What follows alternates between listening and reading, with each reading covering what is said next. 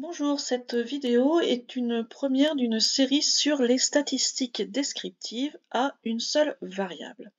Nous allons dans cette vidéo-ci nous intéresser au vocabulaire lié aux séries statistiques, donc revoir ce qu'est une population, un effectif, une fréquence, etc. Ensuite, dans une deuxième vidéo, je vous parlerai des caractéristiques de position les plus courantes, à savoir moyenne, médiane et quartile.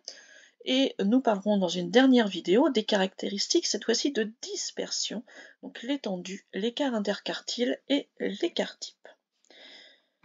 Aujourd'hui, donc, nous allons prendre une situation qui va nous servir de fil conducteur comme exemple pour nos 3 vidéos. Je vais vous donner ici un tableau qui représente les moyennes que j'ai relevées dans 2 classes dans lesquelles j'enseignais. Une première STI de D1 dans laquelle par exemple on voit que j'ai une personne qui avait 8 de moyenne, 6 personnes qui avaient 10 de moyenne, etc. Et une autre classe de STI de D3 où là je voyais 3 personnes qui avaient 9 de moyenne, 4 qui avaient 10 de moyenne, etc. Le but ici, c'est de répondre à une question qui est, en étudiant ces nombres-là, comment je peux parler de mes classes? Comment je vais pouvoir les comparer, et pas seulement avec un ressenti, dirons-nous, mais avec des choses qui vont être quantifiées au niveau mathématique et qui vont donc être des preuves. Donc nous allons voir tout ça, mais ce sera plutôt pour la deuxième et la troisième vidéo. Aujourd'hui, je situe donc cela avec notre vocabulaire. Tout d'abord, lorsque l'on parle d'une population, on va parler d'un ensemble de personnes ou un ensemble de choses, d'objets sur lesquels vont porter notre étude. En effet, en statistique, nous sommes dans des données pratiques que l'on aura obtenues par un sondage, par des mesures, etc. C'est à mettre en opposition avec ce que l'on fait en probabilité, où là c'est de la théorie. En statistique, on est sur du concret, du vrai, on est dans la vraie vie, dirons-nous. Donc notre population, attention, c'est un terme un petit peu trompeur, ce ne sont pas forcément des personnes. Je vais prendre comme autre exemple à travers ce chapitre le fait d'étudier un parc informatique. Donc si j'ai des ordinateurs devant moi, je dirais quand même que j'ai une population d'ordinateurs, même si c'est un terme qu'on n'utilise pas de cette façon-là en français. Ensuite, je vais recueillir mes données et à ce moment-là, je vais avoir donc ma série statistique. Donc, quand j'ai donné tout à l'heure le tableau avec les moyennes de mes classes, c'était ça, ma série statistique, que je vais aller étudier selon ce que l'on appelle un caractère. Donc, si je reprends mes histoires de moyenne, la population, ce sont mes classes, ce sont mes élèves, et les caractères que je vais ici étudier, ce sont leurs moyennes. Ces caractères peuvent être quantitatifs, c'est-à-dire que ça va être des nombres, mais ils peuvent aussi être qualitatifs. Si je reparle de mes élèves, donc là je parle de leur moyenne, c'est clairement du quantitatif. Je peux parler de leur âge, de leurs cheveux, je peux parler de leur taille, etc. Si je parle de leur âge, si je parle de leur taille, de leur poids, toutes mes réponses vont être des nombres, donc c'est bien du quantitatif. Par contre, si je parle de la couleur, par exemple, de leurs cheveux, ou la couleur de leurs yeux, ça c'est du qualitatif. Si je parle du moyen de transport qu'ils prennent pour venir au lycée, c'est aussi du qualitatif. Nous, notre but, c'est surtout ici d'aller travailler sur du quantitatif pour pouvoir aller faire des études chiffrées. Les valeurs de ces caractères quantitatifs, on va pouvoir les appeler x1, x2, xp, ce qui me servira dans mes formules. Donc par exemple, si je parle de mes notes, si je reviens sur mon tableau de départ, ici j'ai travaillé de 8 jusqu'à 19, donc j'ai 2, 4, 6, 8, 10, 11 valeurs différentes, et donc x1 ce sera 8, x2 ce sera 9, x3 ce sera 10, etc. Ça me permettra comme ça de définir mes formules. Donc, ça je vous l'ai dit sur mon exemple, ma population ce sont les classes étudiées, le caractère c'est la moyenne de chaque élève, et donc il sera quantitatif.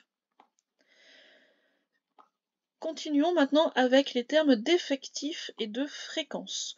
Lorsque l'on parle de l'effectif d'une valeur, c'est le nombre de fois où cette valeur a été citée dans notre étude. Et dans ce cas-là, si on reprend tout à l'heure mon 8 de moyenne, il avait été une fois obtenu par un élève, donc on notera que N1 c'est égal à 1. Ça veut dire qu'on a un élève qui a eu ce 8 de moyenne. L'effectif total correspond donc à l'ensemble des valeurs, le nombre de valeurs que j'ai réussi à obtenir. Donc, je vais additionner tous les effectifs de chacune de mes colonnes.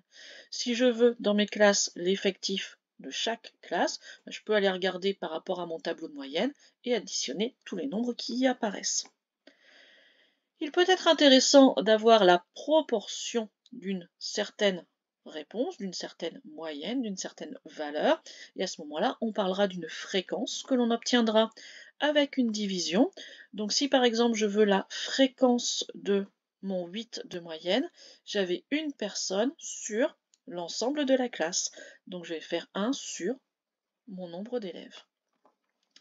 Ici, justement, pour être un peu plus précis, dans ma première classe, en additionnant, je me rends compte que j'ai 26 élèves, c'est donc mon effectif total, et j'ai 31 élèves pour ma deuxième classe. Pour la valeur 13, si on reprend mon tableau de départ, ma valeur 13 est ici représentée 6 fois, donc 6 parmi mes 26 élèves, donc je vais faire 6 sur 26, et pour ma deuxième classe, ce sera 5 sur 31. Voilà ici, donc, hop, je vous remets les exemples. Donc, 3 sur 13 en simplifiant et 5 sur 31. Continuons. La somme de toutes mes fréquences, si je fais pour chacune des moyennes la fréquence, je dois obtenir un 1.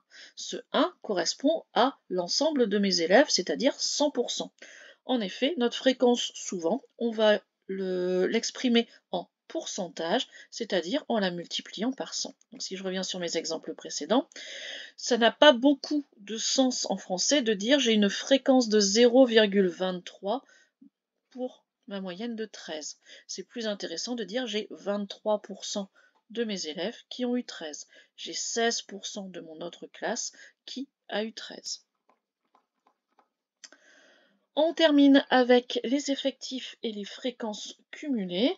À ce moment-là, donc ce terme cumulé veut dire que l'on va ajouter, on va bien cumuler au fur et à mesure ce qui va se passer. On peut avoir ce que l'on appelle les effectifs cumulés croissants, c'est-à-dire qu'au fur et à mesure qu'on va avoir une nouvelle valeur, on va rajouter les personnes ou les objets qui y sont concernés. De la même façon, on pourra faire ça avec les fréquences en ajoutant au fur et à mesure les nouvelles fréquences que l'on peut calculer. Alors souvent on travaille avec des effectifs cumulés croissants, très peu avec les décroissants parce que vous verrez ensuite, quand on s'en servira donc pour faire des calculs, c'est souvent les croissants qui nous intéressent. Je vous montre donc ce que cela donne pour mes deux classes. Si ici je prends la classe de STI de D1, pardon. J'ai une personne qui a 8 de moyenne. Je vais donc la rajouter en dessous. J'ai 0 personnes qui ont 9 de moyenne, donc pour l'instant je n'ai toujours qu'une personne qui est concernée. Quand maintenant je vais regarder ceux qui ont 10 de moyenne, ils sont 6.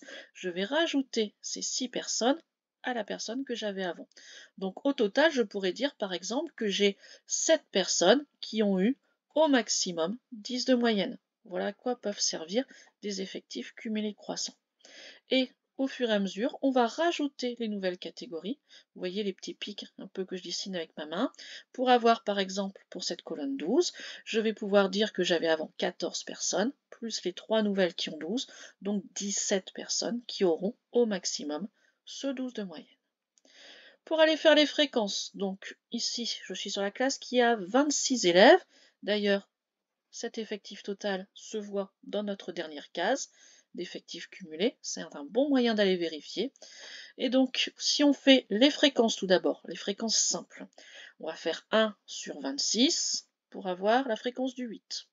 0 sur 26 pour la fréquence du 9, 6 sur 26 pour la fréquence du 10, etc. Si on ajoute tout ça, aux arrondis près, on doit arriver à 1. Si maintenant je veux les fréquences cumulées croissantes, ben je vais faire comme pour les effectifs au-dessus, je vais rajouter à chaque fois la nouvelle fréquence qui va apparaître. Donc ici on a 0,04, pour arriver à 9, on rajoute 0, donc ça ne change pas. Pour arriver à 10, je vais rajouter les 0,23, les 23%, les fameux, qui ont eu 10 de moyenne. Donc je pourrais dire que j'ai 27% de mes élèves qui ont eu jusqu'à 10 de moyenne. Et je vais comme ça continuer à nouveau en ajoutant à chaque fois les nouvelles fréquences qui vont apparaître jusqu'à ma dernière fréquence où, en cumulé, doit arriver à 1, toujours pour mon histoire, de 100%. Donc notre colonne en rouge, pour résumer, nous dit que 3 élèves ont eu 12 de moyenne. Ça correspond à notre 12% de la classe. Mais si je parle en cumulé, j'ai 17 élèves qui ont une moyenne inférieure ou égale à 12 et ça représentera 65% de ma classe. On s'arrête là pour ce vocabulaire de base et on se retrouvera donc dans une autre vidéo pour les différentes caractéristiques de position et de dispersion. Au revoir.